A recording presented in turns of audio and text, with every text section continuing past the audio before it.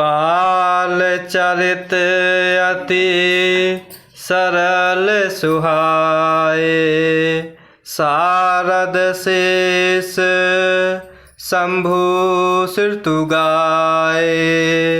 चिन्ह कर मन इन्हें सन नहीं राता, ते जन वंचित किए विधाता। बाल चरित अति सरल सुहाए, शारद शेष शंभु श्रुति गाए। जिन्ह कर मन इन्हें सन नहीं राता, ते जन वंचित किए विधाता। श्री रामचंद्र जी की बहुत ही सरल भोली और सुंदर मन भावनी बाल लीलाओं का सरस्वती, शेष जी, शिव जी और वेदों ने गान किया है। जिनका मन इन लीलाओं में अनुरक्त नहीं हुआ, विधाता ने उन मनुष्यों को वंचित कर दिया, अर्थात नितांत भाग्यहीन बनाया। इस प्रकार भगवान शिव माता पार्वती को प्रभु राम कथा सुना रहे हैं और इस प्रकार यहाँ भगवान शिव कह रहे हैं कि वह प्रभु चंचल चित्त के वह अवसर पाकर मुँह में दही भात लपटाए हुए किलकारी मारते हुए इधर उधर भाग चलते हैं। इस प्रकार भगवान शिव कह रहे हैं कि प्रभु श्री रामचंद्र जी की बहुत ही सरल, भोली और सुंदर मन भावनी बाल लीलाओं का सरस्वती, शेष जी, शिव जी और वेदों ने गान किया है। जिनका मन इन प्रभु की लीलाओं में अनुरक्त अर्थात प्रेम नहीं हुआ है, विधाता ने अर्थात प्रभु ने उन मनुष्यों को वंचित कर दिया है, अर्थात उन मनुष्यों को नितांत भाग्यहीन बनाया है। भये कुमार जबहि सब भ्राता, दीन जनेऊ गुरु पितु माता। गुरु ग्रह गए पढ़न रघुराई, अलप काल विद्या सब आई।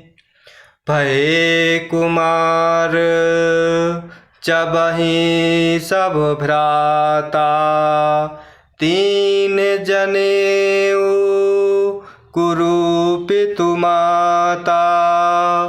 गुरु ग्रह गए पढ़न रघुराई, अलप काल विद्या सब आई।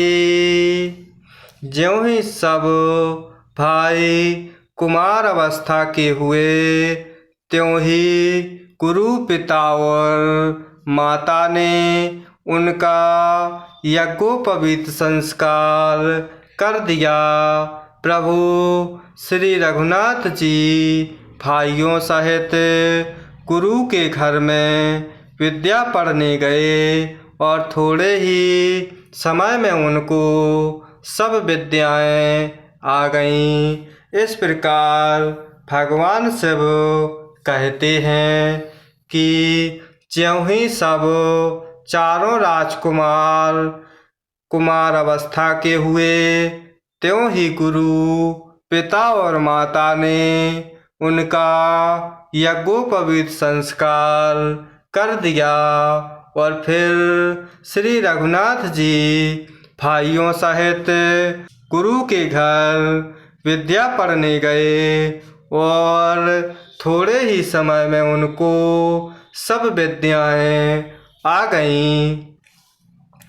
चाकी सहज श्वास श्रुति चारी, सो हरि पढ़ यह कौतुक भारी।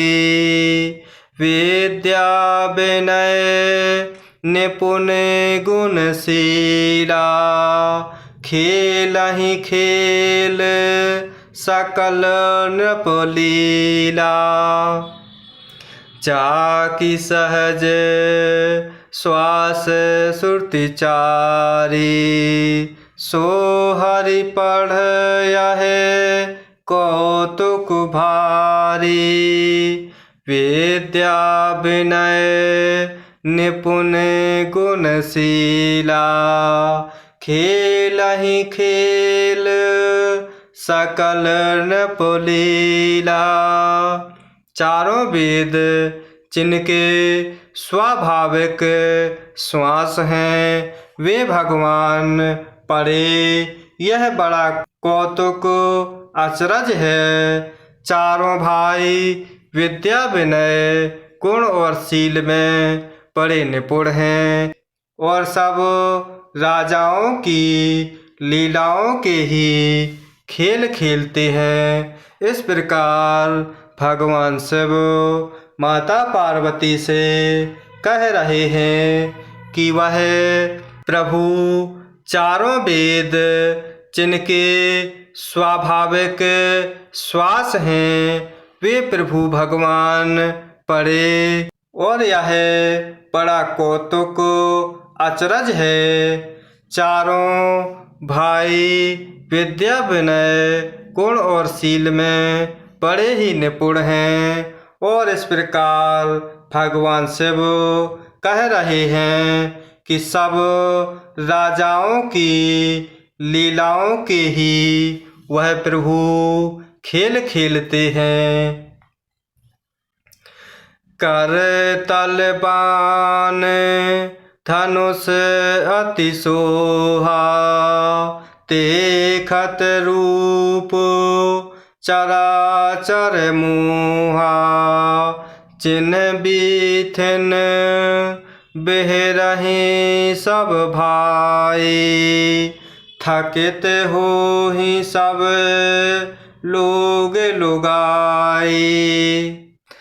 कर तलबान धनुष अति सोहा, देखत रूप चराचर मोहा। जिन्ह बीथिन बेहरहि सब भाई, थकित होहि सब लोग लुगाई।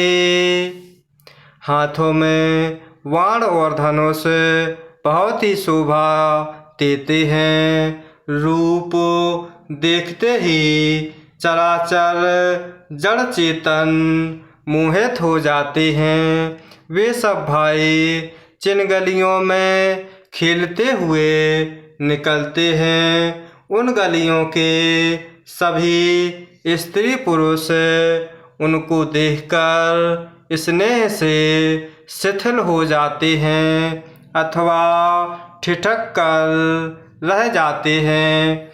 इस प्रकार भगवान शिव माता पार्वती से कह रहे हैं।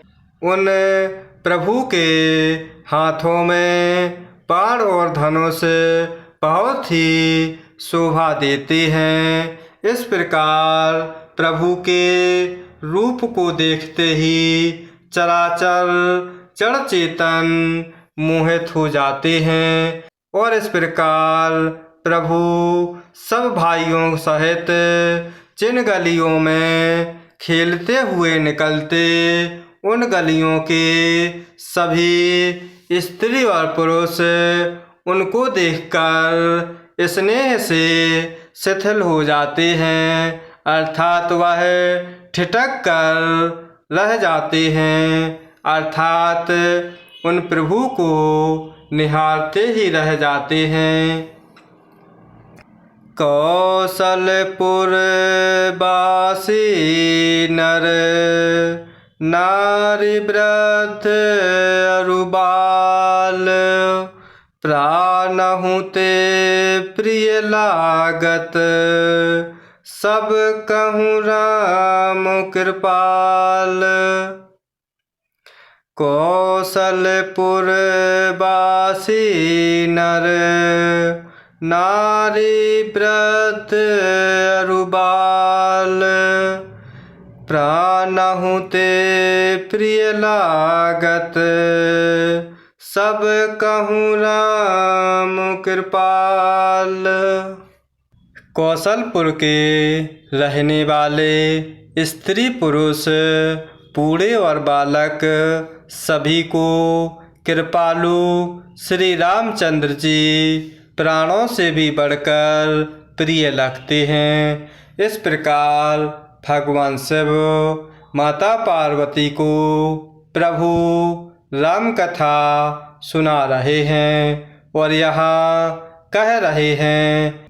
इस प्रकार प्रभु हाथों में बाण और धनुष लेते हैं और इस प्रकार वह बहुत ही सुंदर दिखाई देते हैं। इस प्रकार उन प्रभु के रूप को देखकर सभी चराचर जड़ चेतन प्रभु के रूप पर मोहित हो जाते हैं और इस प्रकार कौशलपुर के रहने वाले सभी स्त्री पुरुष बूढ़े और बालक सभी को कृपालु प्रभु श्री रामचंद्र जी प्राणों से भी बढ़कर प्रिय लगते हैं।